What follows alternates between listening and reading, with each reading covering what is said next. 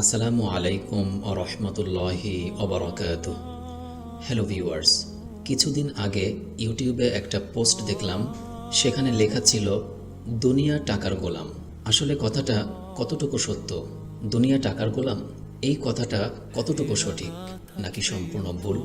মনে করুন আপনি অনেক পাওয়ার দেখাতে চান বা অনেক শক্তি দেখাতে চান, সেক্ষেত্রে আপনি জানেন যে অনেক টাকার মালিক হলেই আপনার অনেক পাওয়ার হবে বা অনেক শক্তি হবে, কিন্তু বাস্তবে এরকম হয় না। পৃথিবীর সবাই জানলো যে টাকাই মূলত পাওয়ার বা শক্তি, সেজন্য সবাই টাকার পেছনে ছুটল। টাকা ইনকামের সঠিক পন্থা ছাড়া সবাই যার যার চাহিদা মতো বা প্রয়োজন মতো প্রচুর টাকা ইনকাম করলো। কেউ চাষাবাদ করলো না, কেউ পোশাক পরিচ্ছদ বাড়িঘর বানানোর জন্য কোনো সরঞ্জাম তৈরি করলো না, কেউ সমগ্র পৃথিবীকে সঠিক জ্ঞানের আলোয় আলোকিত করার জন্য জ্ঞান অর্জন করলো না, কিংবা কেউ আর্ত মানবতার সেবায় নিজেকে উৎসর্গ করলো না। এটার দ্বারা হবে কি জানেন? প্রকৃত বা আসল খাবারের অভাব পড়ে যাবে। খাবার, পোশাক পরিচ্ছদ, ঘরবাড়ি ছাড়া মানুষ অসুস্থ হয়ে পড়বে। কেননা সবাই তো টাকার পিছনে ছুটেছে। সবাই জানে যে টাকা হলেই সব হয়। এমনকি দুনিয়াটাকে টাকার গোলাম বানিয়ে ফেলেছে। কেউ তো আর আল্লাহর কোরআনের বিধান মেনে তার উপাসনার পরে জমিনে ছড়িয়ে পড়েনি যে সে চাষাবাদ করে খেতে ফসল ফলিয়ে অন্ন বস্ত্রের ব্যবস্থা করবে, কিংবা আল্লাহর দেওয়া মাটি দিয়ে ইট তৈরি করে বিল্ডিং বানাবে। এটা তো কেউ করেনি। সবাই তো টাকার পিছনে ছুটেছে, কেননা সবাই জানে যে টাকা হলেই সব হয়। এজন্য পৃথিবীর সবাই টাকা ইনকাম করেছে। যে কাজে প্রকৃত রিজিক নিহিত, সেই কাজগুলো কেউ করেনি। এখন আপনি তো বলবেন যে টাকা হলেই অন্যান্য সবকিছু পাওয়া যায়। আরে ভাই, আপনি পাবেন কোথায়? পৃথিবীর সবাই তো টাকার পিছনে ছুটেছে, কেউ তো আর চাষাবাদ করেনি। শুধু কাগজ দিয়ে আপনি কি করবেন? শুধু কাগজ কি আপনি পেটে ঢুকাতে পারবেন? টাকা শুধু কাগজ মাত্র, টাকা কিছুই না। কিন্তু আমরা টাকাকে দামি সম্পদ বানিয়ে ফেলেছি, যে কারণে অনেক মানুষ আছে যারা অবৈধ পথে টাকা ইনকাম করে। আসল কথা হলো, খাদ্য খাবার ছাড়া পৃথিবীতে বেঁচে থাকা সম্ভব নয়। দামি সম্পদের মধ্যে আরেকটি দামি সম্পদ হলো সুস্বাস্থ্য। আর সুস্বাস্থ্য তৈরি হয় ভালো খাবার থেকে।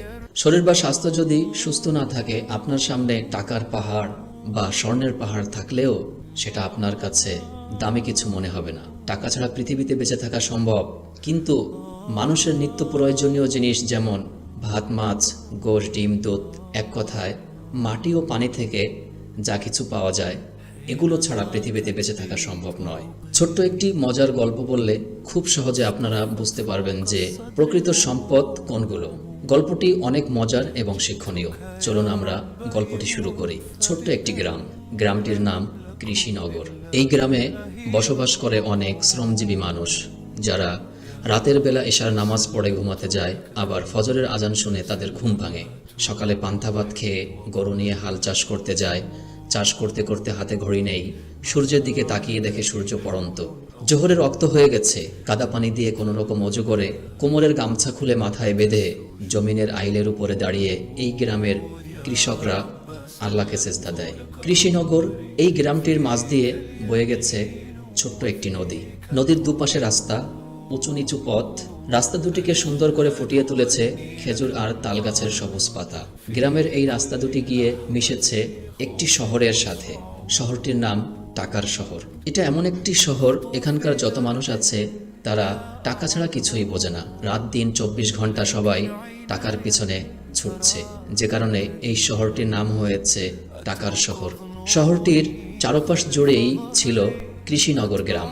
গ্রামের গরিব কৃষকদের যে সকল ছেলেমেয়েরা উচ্চশিক্ষার জন্য টাকার শহরে যেত, তাদেরকে স্কুল, কলেজ, ইউনিভার্সিটিতে ভর্তি নেওয়া হতো না। কেননা তাদের তো আর পর্যাপ্ত পরিমাণ কাগজের টাকা নেই, যে কারণে গ্রামের গরিব কৃষকদের ছেলেমেয়েরা শহরের উচ্চশিক্ষার সুযোগ পেত না। এক পর্যায়ে এই কৃষিনগর গ্রামের কৃষকদের সাথে টাকার শহরের এক বড় যুদ্ধ লেগে গেল। গ্রামের সাথে শহরের যুদ্ধ চলছে তো চলছে, কোনো থামাথামি নেই। যুদ্ধের কারণে কৃষিনগর গ্রাম থেকে সকল খাদ্য সামগ্রী আসা বন্ধ হয়ে গেল। টাকার শহরের সকল খাদ্য সামগ্রী শেষ হয়ে গেল, আছে শুধু টাকা আর টাকা। শহরের সবাই জানতো টাকা থাকলেই সব হয়, তাই তারা সবসময় টাকার পেছনে ছুটত, যে কারণে শহরের নাম হয়েছিল টাকার শহর। কৃষিনগর গ্রাম থেকে খাদ্য সামগ্রী আসা বন্ধ। শহরের বড় বড় ডাক্তার, ইঞ্জিনিয়ার, জজ, ব্যারিস্টার, মন্ত্রী, মিনিস্টার, বিজনেস ম্যাগনেট তাদের তো ক্ষুধা লেগেছে। এখন কি করা যায়? শহরের সবাই একত্রিত হয়ে মিটিং করলো যে চলো আমরা সবাই গ্রামের সাথে যুদ্ধ বন্ধ করি আর গ্রাম থেকে বেশি টাকা দিয়ে খাদ্য সামগ্রী কিনে তাদের মন জয় করি। এই সিদ্ধান্ত নিয়ে শহরের লোকেরা কোটি কোটি টাকা নিয়ে গ্রামের দিকে ছুটে এলো। টাকার শহরের ডাক্তার, ইঞ্জিনিয়ার, জজ, ব্যারিস্টার, মন্ত্রী, মিনিস্টার এবং বিজনেস ম্যাগনেট তারা গ্রামের কৃষকদের সাথে মিটিং করার জন্য গেল। কেননা পেটে তো আর ভাত নাই।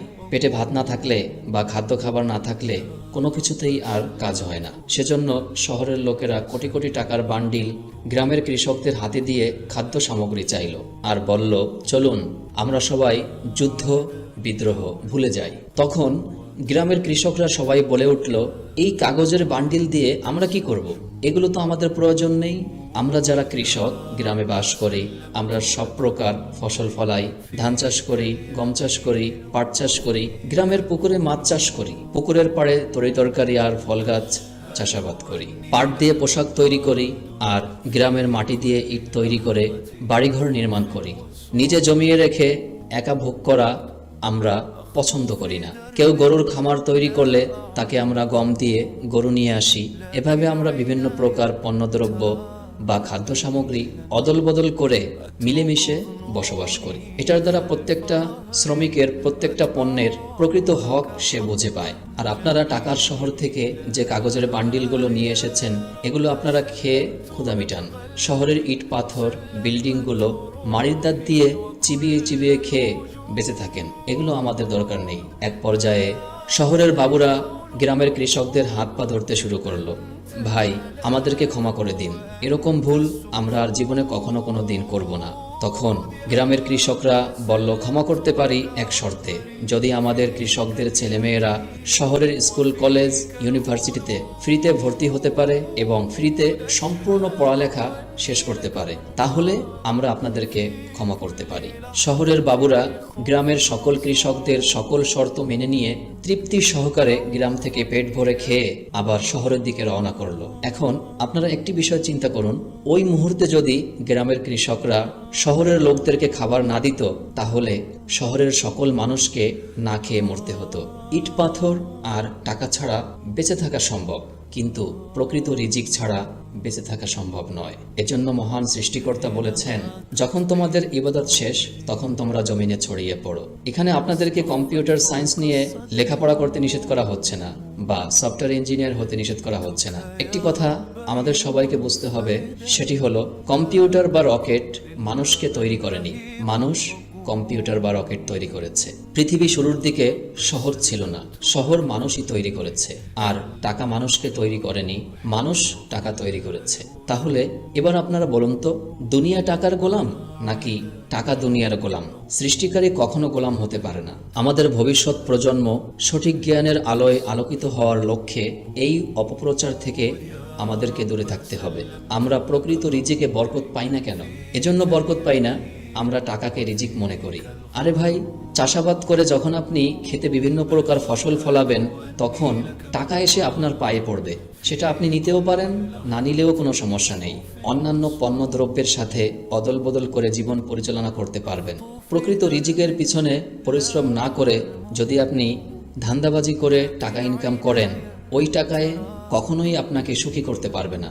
একটা কথা আপনারা চিরকাল মনে রাখবেন, এই পৃথিবীতে আমরা যা কিছুই উপার্জন করি সবকিছুই আমাদের নিজেদের সুখের জন্যই করি। সেই সুখ চলে যায় কখন জানেন? যখন আমরা অবৈধ পথে শুধু টাকার পিছনে ছুটেই টাকা ইনকাম করি। আমাদের সবাইকে শুধু টাকার পিছনে না ছুটে প্রকৃত রিজিকের পিছনে ছুটতে হবে। যখন আমরা প্রকৃত রিজিকের পিছনে ছুটব তখন আমাদের সকলের কপাল খুলে যাবে, ভাগ্য খুলে যাবে এবং অফুরন্ত শান্তি সুখের সোনালী দিন আমরা গড়তে পারবো ইনশাআল্লাহ। আসসালামু আলাইকুম ওয়া রাহমাতুল্লাহি ওয়া বারাকাতুহু।